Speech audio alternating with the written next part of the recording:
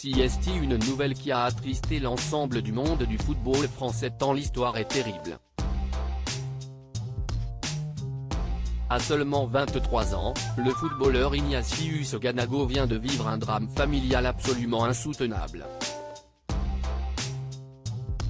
Le natif de Douala au Cameroun a perdu sa fille, âgée seulement de 4 ans.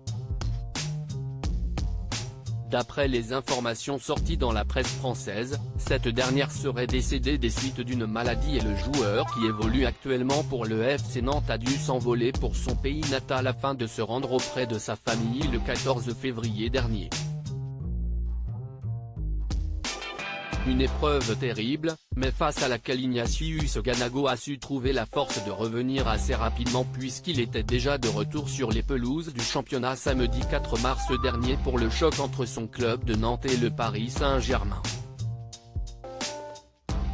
Une rencontre au cours de laquelle il a brillé puisqu'il a inscrit un but face au joueur de Christophe Galtier. Forcément très ému, il s'est exprimé après la rencontre et son message a été particulièrement touchant au moment d'évoquer sa célébration pendant laquelle on l'a vu pointer les doigts vers le ciel. Maintenant, tous mes buts seront toujours pour elle. Ma fille était une bouffée d'énergie. Elle était toujours joyeuse. J'espère qu'elle sera fière de moi et que je marquerai beaucoup de buts pour elle, assure le footballeur passé par le RC Lens en zone mixte.